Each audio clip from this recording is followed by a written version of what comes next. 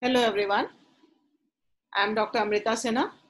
Today we are going to discuss about the efficiency of the transformer, and to discuss the transformer efficiency we should know about the losses. So the topics to be covered today are the different types of losses in the transformer, transformer efficiency, the condition for maximum efficiency, and voltage regulation. What are the losses in the transformer? In any electrical machine, the loss can be defined as the difference between the input power and the output power. An electrical transformer is a static device, hence mechanical losses like windage or friction losses are absent. A transformer only consists of the electrical losses, that is iron losses, and the copper losses. Copper losses are in the windings of the transformer, and iron losses takes place in the magnetic circuit of the transformer. The copper loss, as it takes in the winding of the transformer, so it's dependent on the transformer winding resistance and the current flowing through the transformer winding. The copper loss is also known as the heat loss or the I square R loss. There are different names for the same type of the loss, that is the losses because it takes in the winding of the transformer, which is made up of copper. Hence, it is known as the copper loss and copper loss. The heat, that is I square R, generates heat in the windings. Hence, that is known as the heat losses, or it is also known as the I square R losses because that's the way we calculate the copper loss. Now, copper loss is due to the ohmic resistance of the transformer windings. The copper loss for the primary winding will be given as I1 square R1, and for the secondary winding it will be I2 square R2, where I1 and R2 are the current in the primary and secondary respectively, and R1 and R2 are the resistances of the primary and secondary respectively. The copper loss is proportional to the square of the current, and current depends on the load of the transformer. Hence, copper loss in transformer varies with the load and hence also known as the variable losses. The other type of loss in the transformer is the core loss or the iron loss. The magnetic material which is placed in the transformer serves as a core, and therefore the losses taking place inside the core is known as the core losses. Because the core is made up of iron, hence it is also known as the iron losses. The eddy current loss and the hysteresis loss depend upon the magnetic properties of the material used for the construction of the core. Hence, these losses are known as the core losses or iron losses. First, we'll discuss about the hysteresis loss. What is hysteresis? Hysteresis is the lagging of the magnetic molecules within the core in response to the alternating magnetic flux. This lagging or out of phase condition is due to the fact that it requires power to reverse magnetic molecules. They do not reverse until the flux has attained sufficient force to reverse them. Their reversal results in the friction, and friction produces heat in the core, which is a form of power loss. Hysteresis within transformer can be reduced by making the core of special steel alloys. Mostly, we add 3 to 4% of the silicon in the process of making of the steel, and that serves as the material for the core. This loss, hysteresis loss, depends upon the volume and grade of the iron, frequency of the magnetic reversals, and the value of the flux density. Hysteresis loss takes place during the cycle of magnetization and demagnetization of the magnetic substances. Energy is spent, and this spent energy appears in the form of the heat, and this heat loss is known as the hysteresis loss. The loss of energy per unit volume of the substance is equal to the area of the hysteresis curve. Now you can see a plotting of the BH curve, but for an alternating input, the BH curve also alternates as per the input supply, because H is equal to Ni by L, which is proportional to the current input, and the B is the flux density, which is given as phi by A, that is flux divided upon the cross-sectional area. And therefore, the relation between the current and the flux is being depicted over here for the given input. And we can see that when it starts from 0, the dotted line, the dotted pink line basically is the first instant when the saturation of the magnetization of the core is taking place. Then the current reaches its maximum. The flux density, the relation between BH curve, this also reaches almost the maximum. Then when the current goes to on the negative side, even when the current is 0, we can see the amount of the flux density in the material, and that is known as the remanence of the material. That is the retention of the magnetic properties in the material even when the current is 0. Then the current goes on the negative side, and when the current is not 0, current is negative, the flux density becomes 0, and that is known as the corrosive force retained in the given material. And on the negative half cycle, again, the same process happens, and therefore, as the cycle is completed of the input, this BH curve, now it's not a single curve, it forms a loop, and that loop is known as the hysteresis loop. So the area under this hysteresis loop is known as the hysteresis loss of the given material. Mathematically, the hysteresis loss is given by pH is equal to kh Bm to the power n F V, where kh is the hysteresis coefficient, Bm is the maximum flux density in Tesla, F is the frequency in Hertz, and V is the volume of the core material in meter cube, while Bm to the power n, that n depends on the material used for the core, and if the material is better, the n terms will be higher, and the material is better, n will be lower. If the material is a bit inferior quality, n will be greater.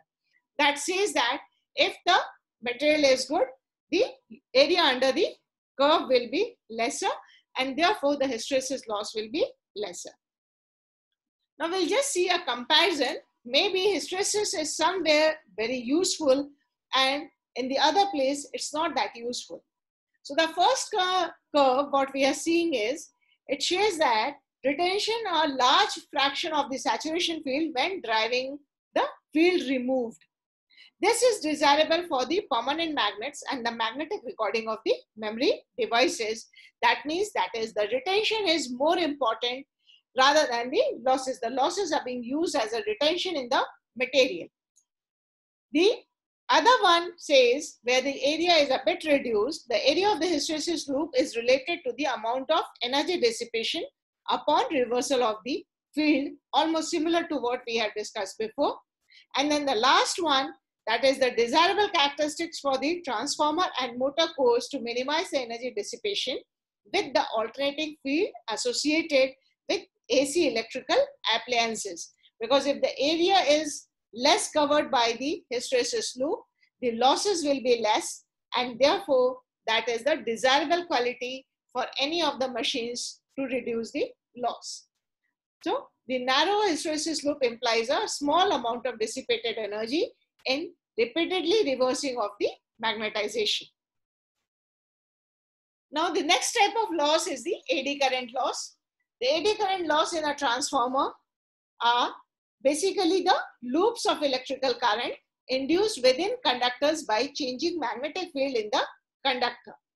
AD currents flow in the closed loops within the conductors in planes perpendicular to the magnetic field. Due to these AD currents, some energy will be dissipated in the form of the heat. Now we'll see the diagram for the AD current.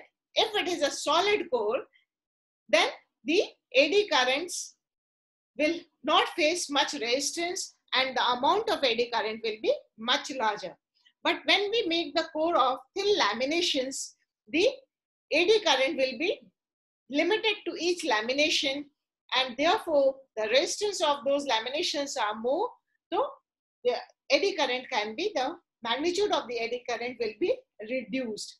Normally the laminations are from 0.3 to 0.35 mm, and the thin laminations are stacked together to make the solid core, and therefore the thin laminations are normally used for manufacturing of any of the core of the machines to reduce the eddy current losses.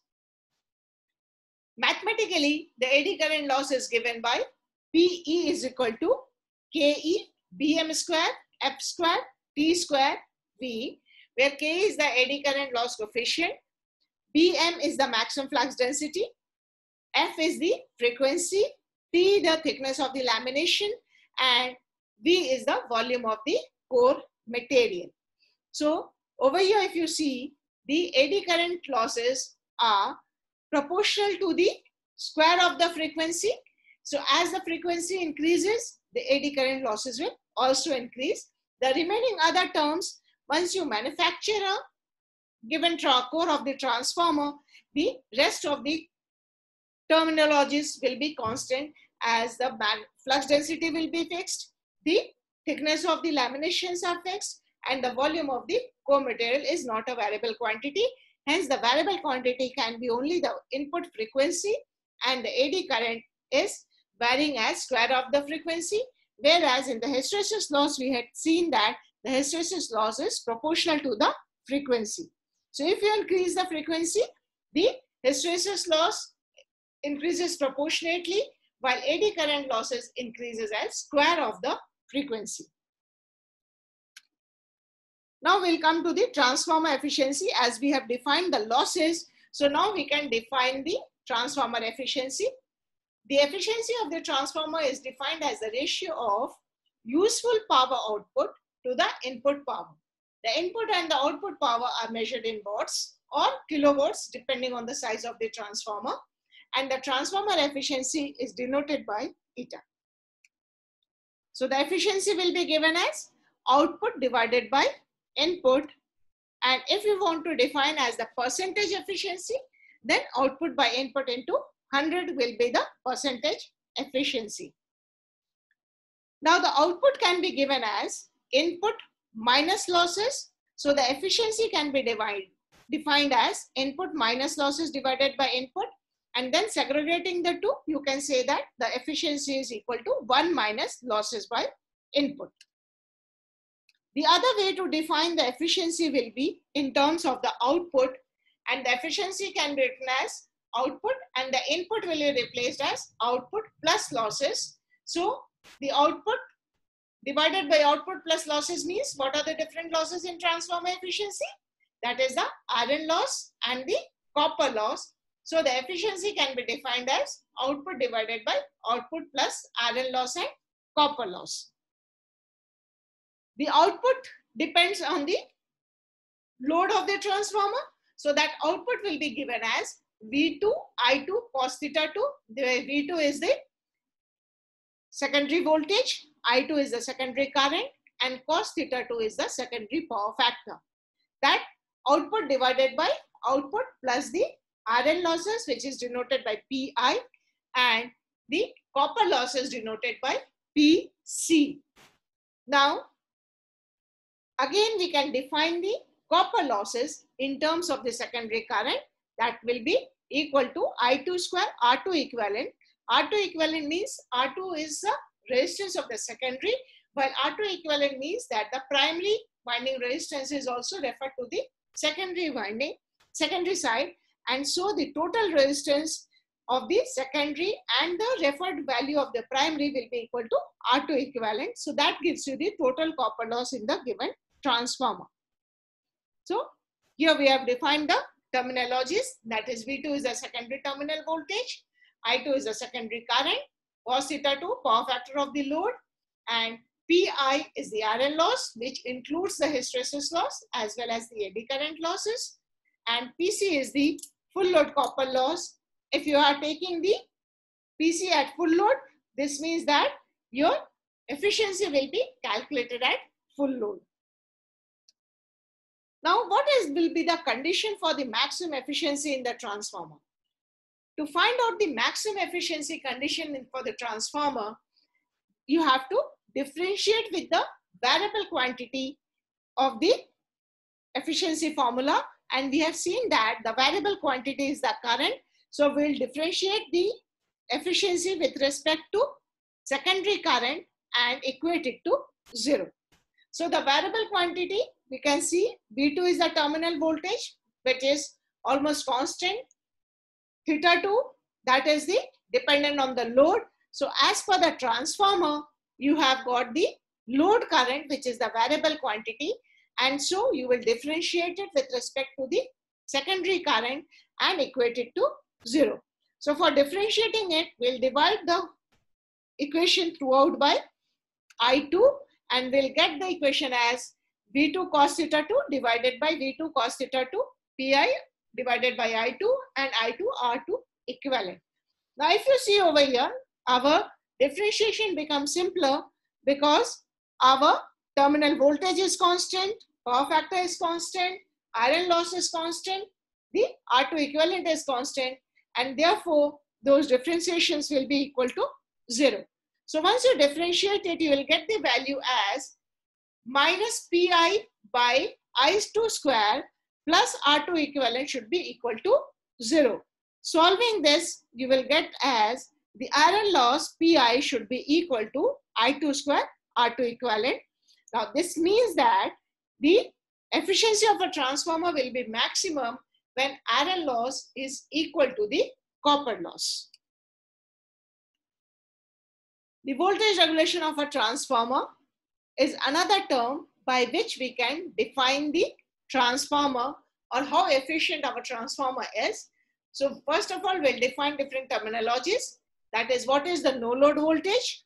The secondary terminal voltage of transformer when no load is connected to the transformer is known as the no load voltage. At no load, the secondary terminal voltage will be equal to the induced EMF in the secondary winding. So no load voltage is given as E2, that is the secondary induced EMF. The full load voltage, it is the secondary terminal voltage of the transformer when a rated load is connected to it, and it is denoted by the voltage V2. The voltage regulation of transformer is defined as the change in the secondary terminal voltage from no load to full load at constant primary voltage and temperature. Because there will be the losses taking place or the drops in the transformer will be taking place as the load current increases, your I2 R2 drop and I2 X2 drop, that is the result drop in the impedance of the two windings, primary and the secondary winding, takes place. Hence, the transformer secondary voltage is at any load will be less than the voltage at no load. Therefore, mathematically, we define the percentage regulation of the transformer as E2 minus V2 into 100 by E2 will be the percentage regulation, or the regulation can be defined as the difference, that is the drop in the voltage at load divided by the no load voltage. So when a transformer is loaded, a voltage drop in the primary and secondary impedances of the transformer takes place, and as the load current increases, this voltage drop will increase. This will reduce the secondary terminal voltage V2. The ideal value of the voltage regulation is 0%. This you can also observe in a locality from where the starting point is there. In the distribution transformer, the voltage is good, especially during the evening times, while the fag end of the colony will have a lower voltage, especially during the evening times when the drop through the transmission line and the transformer is much more, and therefore the voltage drop can be visible, and you can understand what does the regulation of a transformer mean. Now we are going to conclude the session. So we have defined today the copper loss, that is equal to the I2 square secondary load current square into the resistance equivalent, that is the total resistance equivalent, refer to the secondary side. The hysteresis loss is given by Kh Bm to the power n Fv, that is hysteresis loss is proportional to the frequency, and the n is the factor depending on the material of the core. The eddy current loss is given as Ke Bm square F square T square V, where you can say that eddy current loss is proportional to the square of the frequency. The transformer efficiency, the final formula, because normally we know the load of the transformer, therefore we'll mostly use this transformer efficiency formula to find out the transformer efficiency at any given load. So it is given by V2I2 cos theta 2 divided by V2I2 cos theta 2, that is the output, plus the iron losses plus the copper losses. Then what is the condition for maximum efficiency? The condition for maximum efficiency will be when the iron loss is equal to the copper loss, or the fixed losses is equal to the variable losses. At that instant, the transformer efficiency will be maximum. Thank you.